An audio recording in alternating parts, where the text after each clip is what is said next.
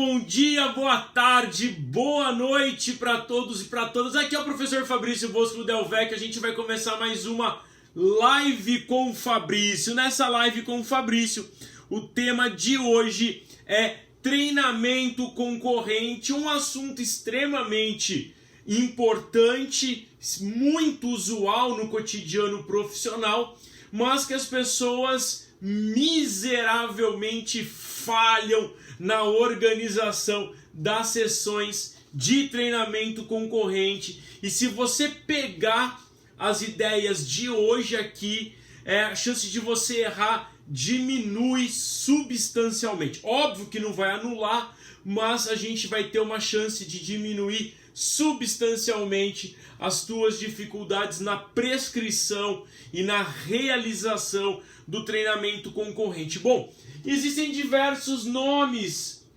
para o treinamento que envolve estímulos distintos. Nesse caso, a gente está falando de musculação e treinamento intervalado de alta intensidade. Então, alguns autores, por exemplo, ao invés de chamar de treinamento concorrente, vai chamar de treinamento combinado.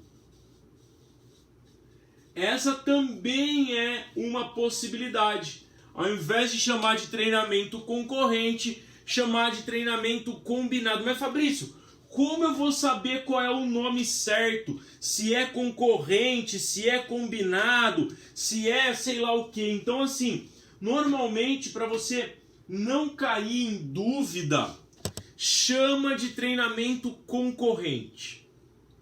A literatura internacional tem usado de um modo bastante acentuado, o termo treinamento concorrente, embora, como eu disse, haja algumas proposições do uso de treinamento combinado. Vamos combinar, falando em treinamento combinado, vamos combinar que quando a gente faz estímulos de musculação, predominantemente, óbvio que existem várias nuances, diversas nuances nesse cenário, mas predominantemente quem faz musculação para aumentar a força muscular e também para aumentar a massa muscular.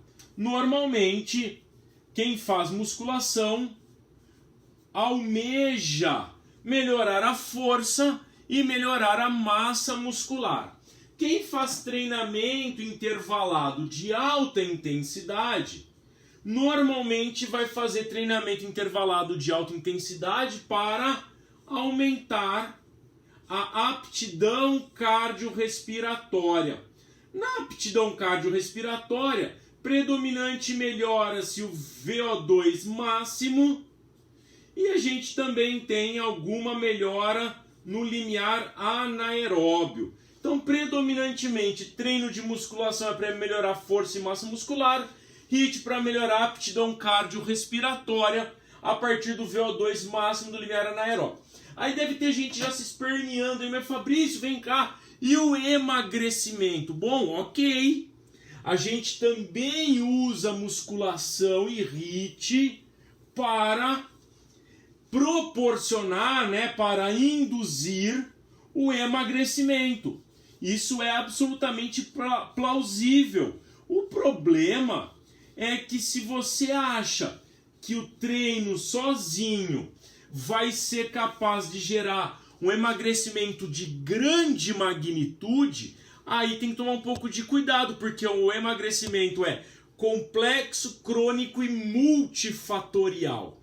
Diversos aspectos afetam o processo de emagrecimento que transcendem, inclusive, o exercício físico. Óbvio que exercício é importante para o emagrecimento. Óbvio que o exercício físico contribui para a manutenção da massa magra, begeamento do tecido adiposo branco, aumento de mitocôndria, melhora na densidade mineral óssea, aumento da massa muscular, blá, blá, blá, blá. Mas para a diminuição de gordura corporal propriamente dita, o exercício é uma das ferramentas, estratégias, e nem de perto é a única ou a mais importante, porque esse papo de peso, 30% isso, 20% aquilo, sei lá quantos por cento, não existe, saca? Quem fala isso tá querendo vender uma fórmula mágica, porque convence, né? Agrada aos ouvidos. Bom, então, quando a gente fala da combinação destas coisas,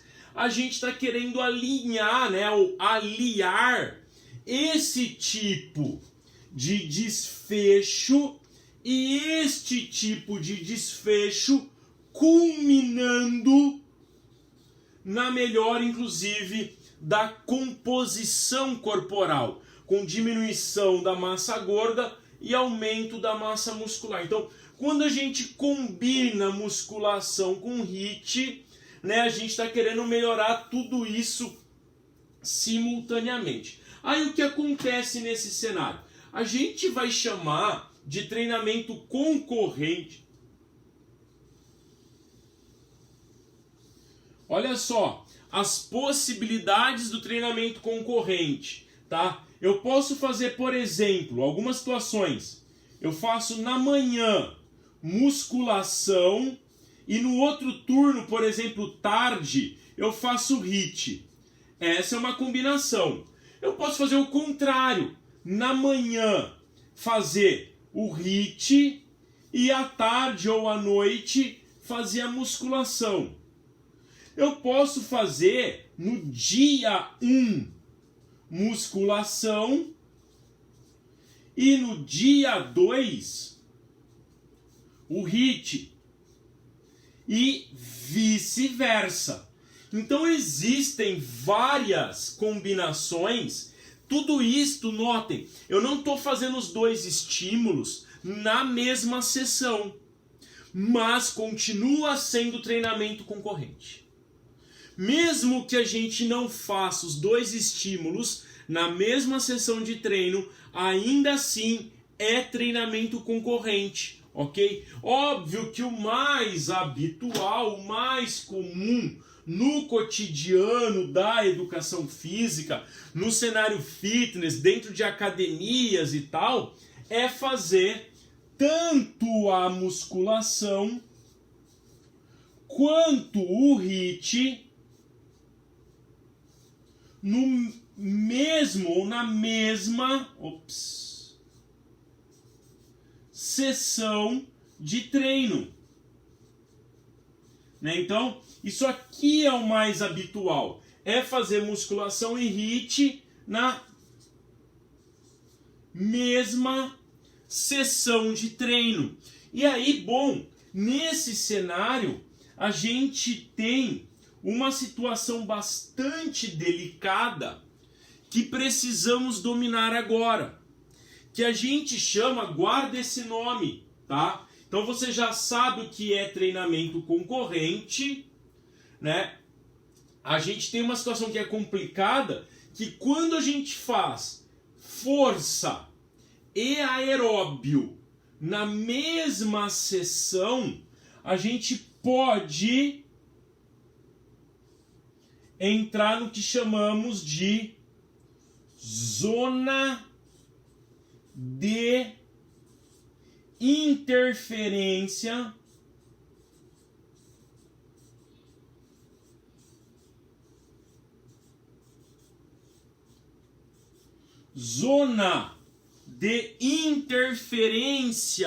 do treinamento concorrente. O que é a zona de interferência do treino concorrente? É quando as coisas não saem muito como a gente gostaria. E aí acaba por ter um problema no processo recuperativo e a taxa de ganho, seja em força, aptidão aeróbia, composição corporal, etc., ocorre numa velocidade menor. Dependendo da quantidade de estímulos que a gente tem, nós podemos inclusive gerar prejuízo, por exemplo, no desenvolvimento da força. Então, se você quiser, por favor, fique à vontade para dar um print nessa tela aqui, mas não esqueça de marcar no teu stories lá, hashtag Live com Fabrício, para eu poder acompanhar. E na sequência a gente começa a falar sobre zona de interferência. Então vou virar aqui para a gente falar sobre zona de interferência, né? Que é um ponto importante. Quando a gente fala... Errei, né? Aí, agora sim. Zona de interferência.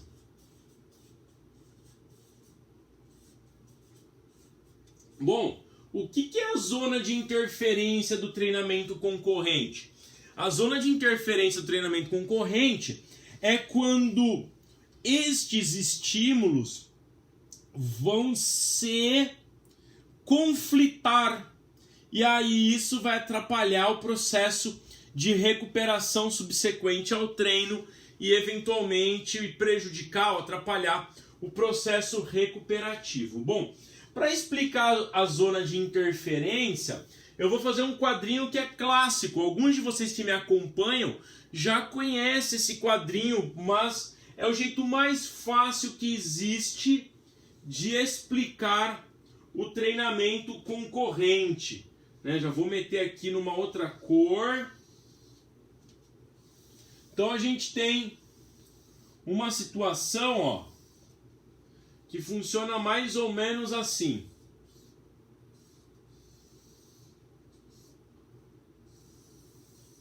Vamos ver se dá certo aqui. Às vezes dá ruim no processo. Então, ó, a gente tem os estímulos. Deixa eu fatiar aqui, ó. Fatiar aqui, fatiar aqui. Perfeito. Agora vai ficar, cara, assim, ó. Você nunca mais vai errar. Nunca mais vai errar como combinar o treinamento concorrente se você estuda educação física. Né? Se você tá aqui só de passeio, aí vai dar um curto-circuitinho, mas nada que estudo não resolva, né? Como eu disse esse final de semana para uns alunos, quem estuda corre o risco de aprender. Então vamos começar aqui em cima, ó. O estímulo de força. O estímulo de força, ele tem dois grandes grupos de ajustes. Quando a gente trabalha com cargas mais pesadas, o que são cargas pesadas? Cargas maiores, né, que 85%, 90% de um RN. Isso aí é treino para, por exemplo, aqui, ó, uma até no máximo 5 repetições máximas, tá? Então pode até 85 aqui e tal, não tem problema. Cargas pesadas, quando a gente faz o treino de força com cargas muito pesadas, o principal ajuste é neuromuscular, é melhora na taxa de sincronização, na ativação de unidades motoras. Esse livro aqui do Zassiorsky explica de um modo extremamente bem esses ajustes que são derivados do treinamento de força com altas cargas. Se você tiver, tá aqui na página 13. Né? Modificações no recrutamento das fibras musculares, na taxa de codificação e na sincronização das unidades motoras. Então, quando a gente faz treinos de força máxima, a gente tem um ajuste mais acentuado no componente. Vou colocar um neurôniozinho aqui hoje para ficar mais fácil. No componente neuromuscular. Então, ó, dendrito, núcleo, axônio. Então, ajuste no componente central, tá? Sistema nervoso central aqui, ó. Vamos meter um cérebro aqui junto, cérebro. Aqui junto. Lembrando que eu estou escrevendo tudo de trás para frente, hein? Como vocês devem saber, para vocês poderem ler aí, Eu escrevo tudo de trás para frente aqui. Tanto que eu não sou canhoto, eu sou destro, tá? Bom, quando a gente trabalha com cargas mais leves, cargas para próximo de 70%, né? Ou seja, cargas aí para aproximadamente 12 repetições, a gente vai ter predominantemente ajustes que são periféricos. O que é o ajuste periférico nesse caso? Nesse caso, o ajuste periférico é o ajuste muscular. Então a gente vai ter aqui, ó, a melhora no tecido muscular. Eu vou ter maior edema, maior inchaço, né? Célula satélite, tensão mecânica, e estes componentes vão contribuir para o aumento da força e também da área de secção transversa do meu músculo. Então eu tenho cargas mais leves, tenho maior componente, não é exclusivamente óbvio, mas tem o maior componente periférico, né? Então aqui eu vou chamar de, ó, músculo. Firmeza, ó, músculo. Se você está entendendo o que eu estou falando, dá coraçãozinho aí. Se você está entendendo o que eu estou querendo dizer, dá um coraçãozinho para mim, por favor, aí para eu poder acompanhar. Já o treinamento aeróbio, obrigado pela ausência de coração, fiquei feliz, funcionou. Já o treinamento aeróbio é um treinamento que também gera ajustes centrais e ajustes periféricos. Eles são distintos do treino de força, né? Mas no treino aeróbio a gente tem o componente, por exemplo, central. Aqui, ó. Componente central é quando a gente treina próximo do limiar anaeróbio. Então, componente central é quando a gente treina próximo do limiar anaeróbio. 75, 80% da potência aeróbia máxima. Quando a gente faz um aeróbio para melhorar coração e pulmão, componente central, volume de ejeção, taxa de difusão de CO2, etc., a gente tem o componente central, ele é cardiorrespiratório. Então, ó, coração, e vou desenhar aqui 2 pulmões para representar o componente cardiorrespiratório. E aqui também, ó, cardiorrespiratório, cardiorrespiratório, coração e pulmão. Beleza? Aí são os lobos, né? Ficou minha boca aqui, mas tá bom. Componente central, treino próximo do limiar anaeróbio. Na escala de PSE, 14 é o menos, 14, 13, 12, 11, beleza? Limiar anaeróbio ou menos. Já o componente periférico,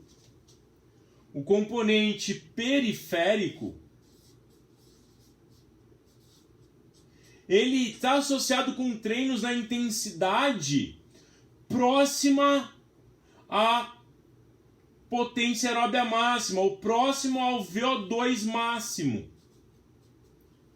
Então, aqui no treino de força, quando eu falo leve, eu estou falando do componente também periférico. E quando eu falo pesado, eu estou falando do componente central. Né? Aqui, ó, componente central e componente periférico. No treino aeróbio, mesma coisa. Então, o que acontece? Quando eu faço um treino aeróbio com uma intensidade muito alta, treino aeróbio a 100% da VVO2, 90% da VVO2, 95% da frequência cardíaca máxima, eu tenho um componente periférico que se desgasta muito. Então, eu desgasto muito o quê? Músculos. Já quando eu faço treino aeróbio que é periférico, eu, como disse, gasto muito músculos.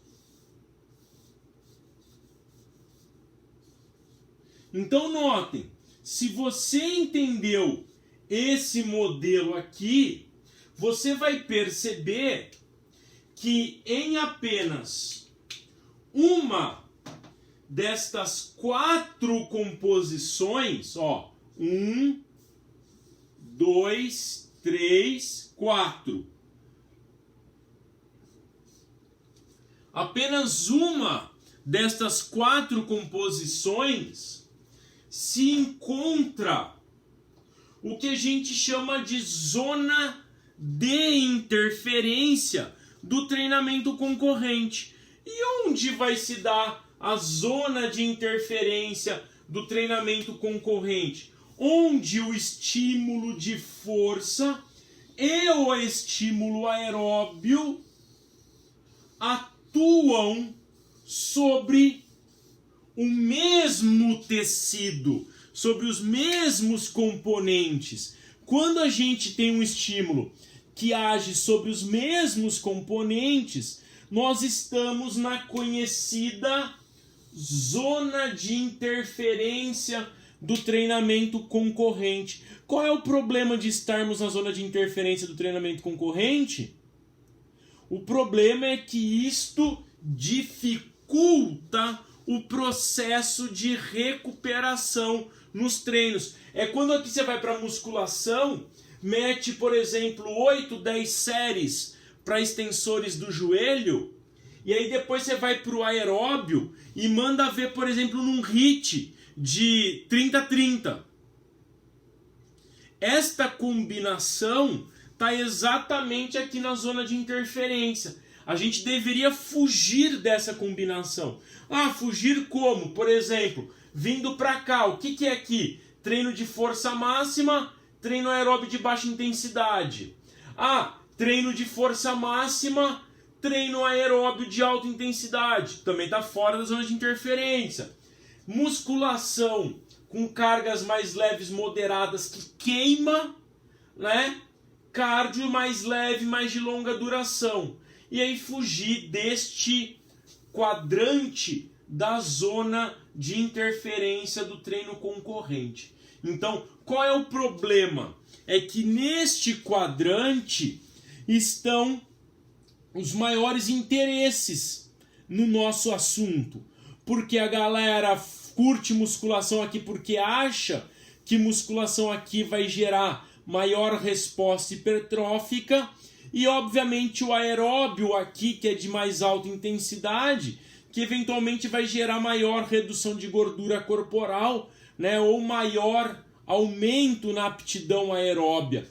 E aí o que acontece? A gente precisa tomar alguns cuidados para não ficar aqui nesta zona de interferência. Bom, quais são as orientações, as principais orientações que a gente tem para poder reduzir o efeito interferente? Né? O que a gente pode fazer no treino para, em querendo treinar aqui, porque é extremamente habitual, né? É extremamente habitual treinar aqui. Então, para quem quer treinar aqui, a gente tem algumas sugestões, né? Então, as principais sugestões são dividir força de membros inferiores e HIIT de membros inferiores. Ou seja, se você quer treinar força de membros inferiores, não faça o HIIT de membros inferiores na mesma sessão. esse é um componente importante, tá? Se você quer fazer força de membros inferiores, nessa faixa aqui, ok, mas não faça a HIIT de membros inferiores. Então tu pode fazer, por exemplo, força de membros inferiores mais core. Então faz força de membros inferiores mais core. E aí deixa na outra sessão, faz musculação para membros superiores mais o HIIT. Né? Esta aqui é uma primeira sugestão. Uma segunda sugestão é uma sugestão extremamente prática. Opte pela ordem. Primeiro força, depois HIIT. E não utilizar a combinação primeiro HIIT e depois força. Esta combinação aqui, ela só vai ser indicada quando o objetivo da pessoa for aumentar o VO2 máximo. Quando o objetivo é aumentar a aptidão aeróbia, então a gente vai fazer primeiro HIIT e depois força. Em todas as outras situações, preferencialmente, primeiro força e depois treino intervalado de alta intensidade. E existe uma explicação bioquímica para isso, mas aí eu posso destrinchá-la, né? Numa próxima aula. Tem a ver com a via AKT, mTOR, inibição da TSC, do componente aeróbio, e aí isso consequentemente vai atrapalhar a resposta hipertrófica, né? Então, isso aqui é uma indicação mais habitual. Além destas duas indicações, tem uma terceira indicação, é que o aeróbio, você deve evitar volumes altos. A indicação é que a gente trabalhe sessões de aproximadamente 20 minutos de estímulo aeróbio. E também uma última indicação neste cenário é que o componente aeróbio seja predominantemente feito em bike.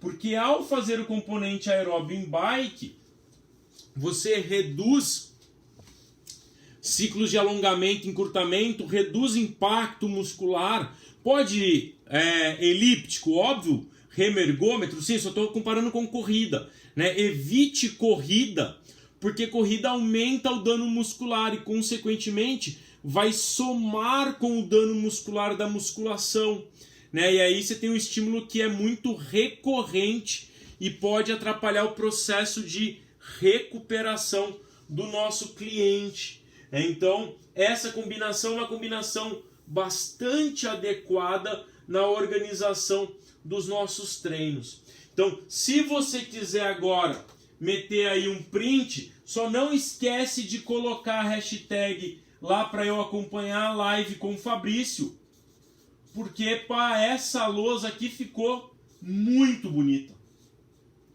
Eu achei que ela ficou espetacular.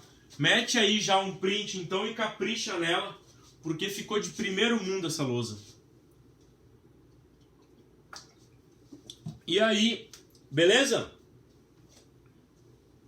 A gente vai avançar agora para a última parte, que é uma parte bastante prática, né? A galera, é engraçado porque muita gente acha que na universidade a gente fica só viajando em estudos que não são úteis, em coisas que estão distantes da realidade, que não tem aplicação prática, saca?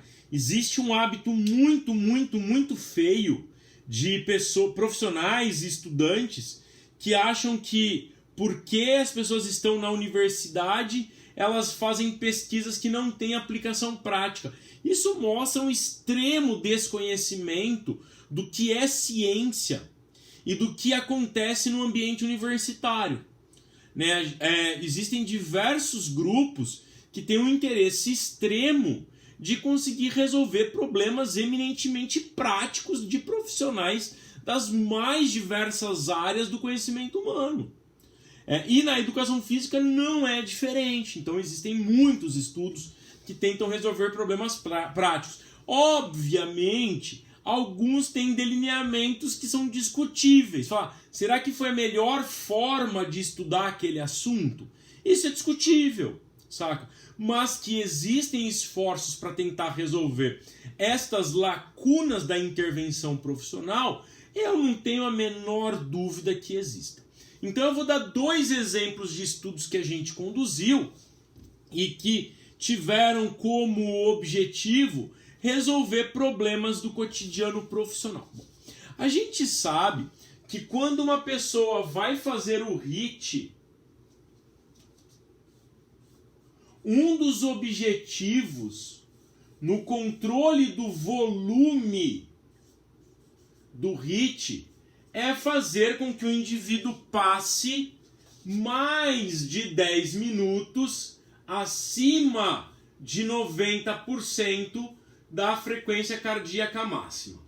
Se tu não sabe sobre isso, tem que dar uns passinhos para trás, né? Lê o meu livro sobre HIIT, Como Dominar a Prescrição do Treinamento Intervalado de Alta Intensidade. Se você estiver interessado, me manda um direct agora já, falando: Fabrício, eu quero o livro de HIIT, como que eu faço? Que eu vou te passar as instruções do nosso lote que acabou de chegar hoje. Não deu nem tempo de comentar sobre ele ainda, acabou de chegar. Se tu tiver interesse, me manda lá uma mensagem no meu inbox falando: Fabrício, quero saber mais sobre o livro de HIIT. E aí eu, vou ter o maior prazer em te passar. Então, essa aqui é uma das formas de controlar o volume do HIIT, né? Mais de 10 minutos acima. Então, o que acontece? Se o nosso aluno fizer a musculação e aí ele fica muito fadigado para fazer o HIIT e não conseguir fazer o HIIT num tempo adequado, bom, infelizmente, ele vai ter prejuízo na sua performance. Ele vai ter prejuízo no seu desempenho porque ele não conseguiu, obviamente, passar, né, um tempo elevado em alta intensidade, e isso diminui a taxa de melhora da aptidão aeróbia. Então a Mari, ela fez... Mari, depois você tiver aí, você mete lá no IGTV, se for lá, teu Instagram pra galera acompanhar, tá? A Mari fez uma seguinte pergunta: se eu fizer um treino de força, por exemplo, nesse caso aqui, 8 séries a 80% de 1 RM no leg press,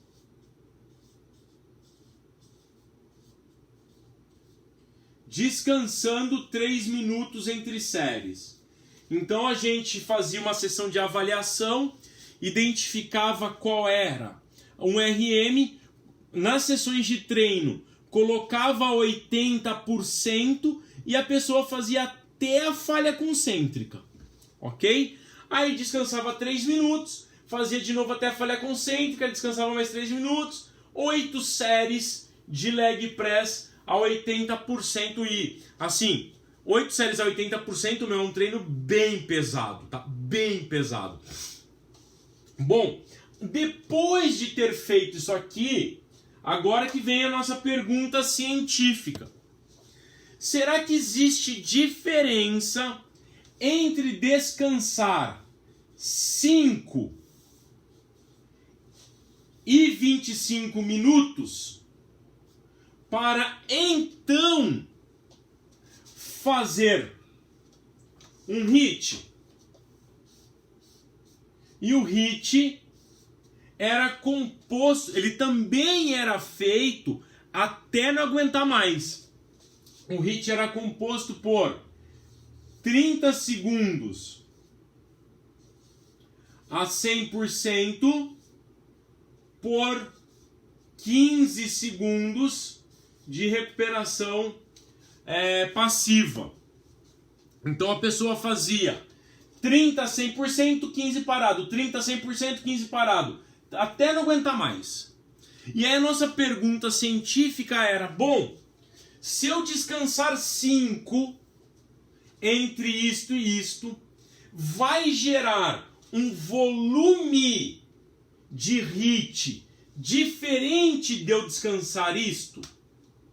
Porque o que acontece? Existe, obviamente, nessa pergunta científica, um embasamento teórico que está associado com o tempo, né, de descanso mínimo para aumento da atividade da via de sinalização para hipertrofia muscular lá da KT-mTOR.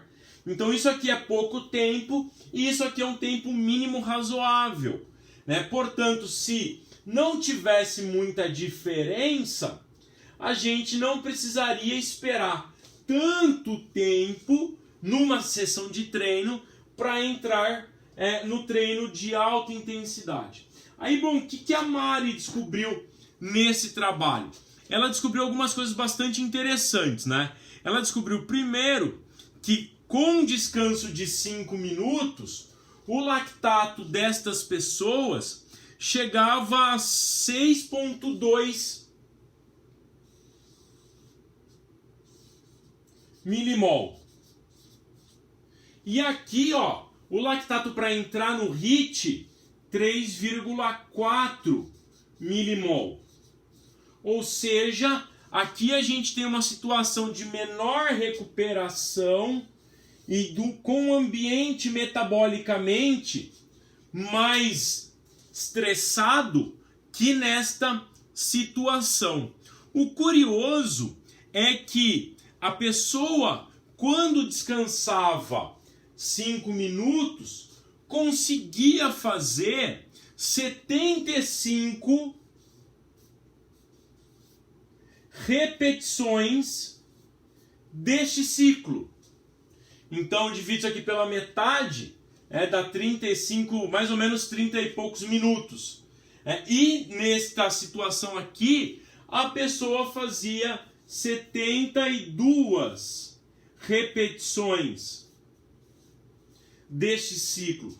Portanto, a gente não encontrou diferença significante entre descansar 5 e descansar 25 minutos para o volume subsequente de HIIT. Aparentemente, para o volume de HIIT, teu aluno não precisa descansar tanto tempo, que isso não vai gerar um elevado impacto, né, no trabalho acumulado de treino intervalado de alta intensidade.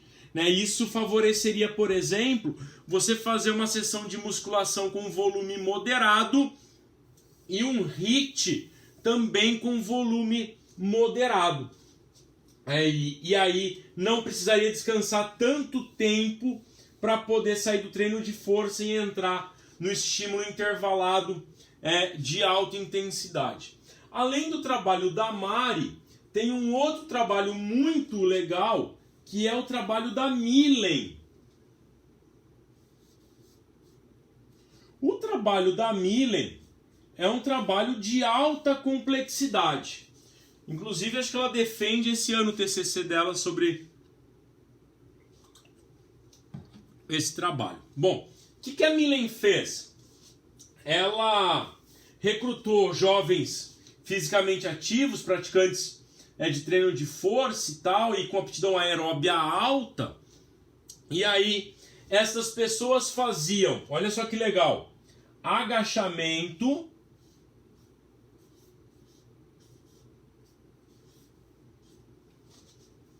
né, ou faziam supino.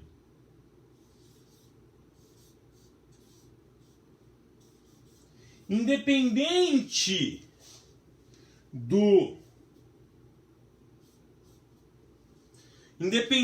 do exercício, o modelo era igual ao anterior. 8 séries a 80% de 1 RM. Esse aqui é o modelo de treino de força que a gente adotou nos estudos de treino concorrente. Aí agora é o pulo do gato. O que acontece? A pessoa saía... Como a gente descobriu aqui que 5 minutos eram suficientes, a pessoa saía daqui e descansava 5 minutos, saía daqui, descansava 5 minutos e aí ela ia para um HIIT ou para um sit. E aqui também, ela ia para um HIIT ou ela ia para um sit. Todos eles na bike, né, para membros inferiores. Né? Aqui é o modelo que eu estou sugerindo, né? Força e aeróbio subsequente para o outro segmento corporal. E aí, bem, como que era o modelo de treino? Né?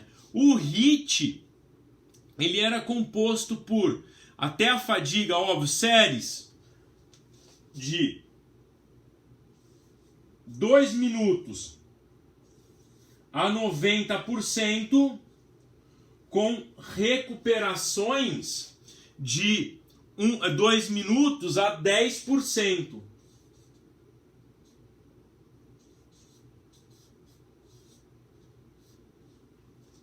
E o sit era composto por séries de 20 segundos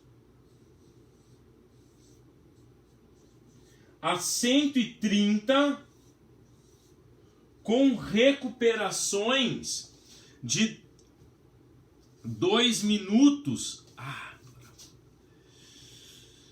Aqui era 1 minuto a 50. Ó. Aqui é. Sabia que tinha coisa errada. Aqui era 1 minuto a 50. Ó. Vai indo bem, hein? 1 minuto a 50. E aqui sim, 2 minutos. Tava ó, a 10%. Então o que acontece? Aqui a gente tem 90 mais 50, 90 aqui mais 50, a gente tem uma intensidade média de 140. E aqui a gente tem 130 mais 10, também temos uma intensidade média de 140. Esse aqui foi o primeiro estudo do mundo que fez isso. A gente fez equivalência, né, de intensidade média de HIIT e de sit, para poder avaliar o impacto do treino, não dependente de intensidades médias diferentes, mas com a mesma intensidade média.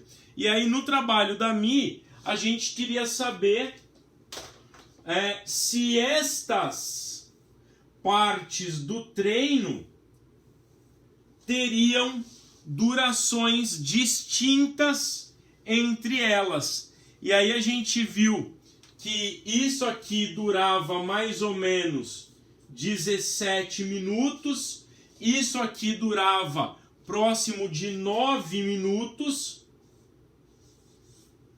isso daqui chegava a 11 minutos e este daqui chegava a 16 minutos. Então, a gente observa que ao fazer o treino, se eu quero fazer um sit aqui, ó, o treino de supino anterior, ele pode contribuir para um volume mais alto de sit. E se eu quero fazer um HIIT, aparentemente não tem diferença estatística entre esses tipos de treino. Aí tem uma situação bastante curiosa, porque na literatura internacional, alguns trabalhos indicam que se você vai fazer o treino de HIIT, aí não interessa qual é o treino de HIIT, né? Mas se você vai fazer perna aqui, tá? Se você vai fazer perna e quer também fazer um HIIT na mesma sessão, o indicado é que você faça um treino de sprints intermitentes ou um RST, um treino de sprints repetidos.